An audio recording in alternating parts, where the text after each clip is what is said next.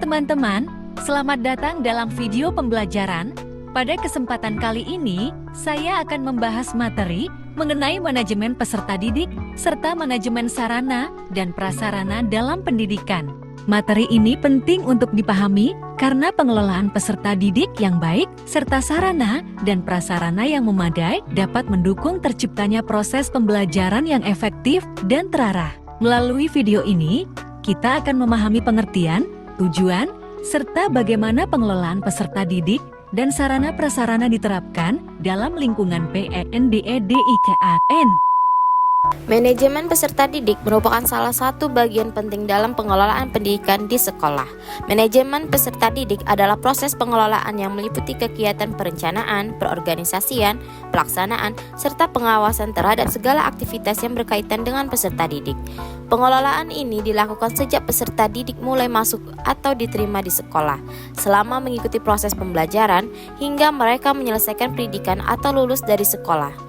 Dengan adanya manajemen peserta didik yang baik, semua kegiatan yang berhubungan dengan siswa dapat diatur secara sistematis dan terarah. Manajemen peserta didik juga bertujuan untuk menciptakan proses belajar mengajar secara efektif dan efisien, sehingga kegiatan pendidikan dapat berjalan dengan lancar. Selain itu, melalui pengelolaan yang baik, sekolah dapat membantu peserta didik mengembangkan potensi bakat serta kemampuan yang dimilikinya secara optimal. Oleh karena itu, manajemen peserta didik memiliki peran yang sangat penting dalam mendukung keberhasilan proses pendidikan di sekolah. Manajemen peserta didik memiliki beberapa tujuan penting dalam pengelolaan pendidikan di sekolah. Salah satu tujuannya adalah untuk mengatur berbagai kegiatan peserta didik agar proses pembelajaran dapat berjalan dengan tertib, terarah, dan sesuai dengan aturan yang telah ditetapkan oleh sekolah.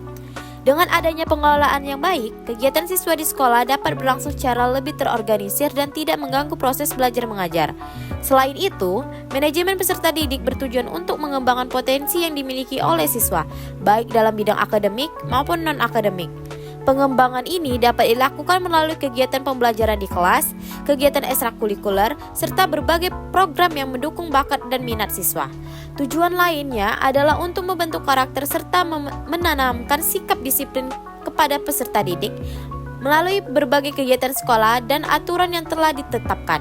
Siswa dapat belajar untuk bersikap disiplin, bertanggung jawab, serta memiliki perilaku yang baik dalam kehidupan sehari-hari. Selain itu, manajemen peserta didik juga bertujuan untuk menciptakan lingkungan belajar yang kondusif sehingga siswa dapat belajar dengan nyaman, fokus, dan dapat mencapai hasil belajar yang maksimal. Manajemen peserta didik juga memiliki beberapa fungsi penting dalam pengelolaan pendidikan di sekolah. Salah satu fungsi tersebut adalah perencanaan siswa. Pada tahap ini, sekolah menentukan jumlah peserta didik yang akan diterima serta merencana berbagai kebutuhan yang berkaitan dengan siswa seperti pembagian kelas dan fasilitas yang diperlukan dalam proses pembelajaran. Fungsi berikutnya adalah perorganisasian siswa, yaitu kegiatan mengatur dan menempatkan peserta didik ke dalam kelompok atau kelas tertentu. Perorganisasian ini dilakukan agar proses pembelajaran dapat berjalan dengan lebih tertib, teratur, dan sesuai dengan kemampuan serta kebutuhan siswa. Selanjutnya adalah pelaksanaan kegiatan siswa. Pada tahap ini, sekolah melaksanakan berbagai program dan kegiatan yang berkaitan dengan peserta didik, seperti kegiatan belajar mengajar, kegiatan ekstrakurikuler, serta kegiatan pembinaan yang bertujuan untuk mengembangkan potensi jiwa. Fungsi yang terakhir adalah pengawasan dan evaluasi. Dalam tahap ini, pihak sekolah melakukan pemantauan serta penilaian terhadap perkembangan dan hasil belajar peserta didik. Melalui pengawasan dan evaluasi tersebut, sekolah dapat mengetahui sejauh mana keberhasilan proses pembelajaran serta perkembangan yang telah dicapai oleh siswa. Sarana prasarana yang memadai merupakan salah satu faktor penting dalam mendukung keberhasilan proses pendidikan di sekolah. Fasilitas yang lengkap, terawat, dan dapat digunakan dengan baik akan membantu menciptakan lingkungan belajar yang nyaman dan kondusif bagi peserta didik. Dengan adanya sarana dan prasarana yang baik, kegiatan belajar mengajar dapat berlangsung dengan lebih efektif dan efisien. Beberapa contoh sarana dan prasarana di sekolah antara lain ruang kelas yang nyaman, perpustakaan, laboratorium, serta lapangan olahraga. Ruang kelas yang bersih dan tertata tertata dengan baik dapat membantu siswa lebih fokus dalam mengikuti pembelajaran. Perpustakaan menyediakan berbagai sumber belajar yang dapat menambah pengetahuan siswa. Sedangkan lapangan olahraga dapat digunakan untuk kegiatan olahraga dan pengembangan fisik siswa.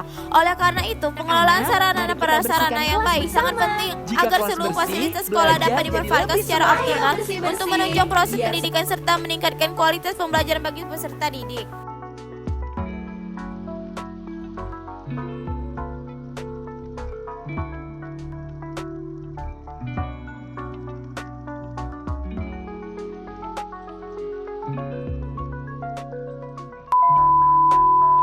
Itulah materi tentang manajemen peserta didik dan sarana prasarana, semoga menambah pengetahuan teman-teman semua.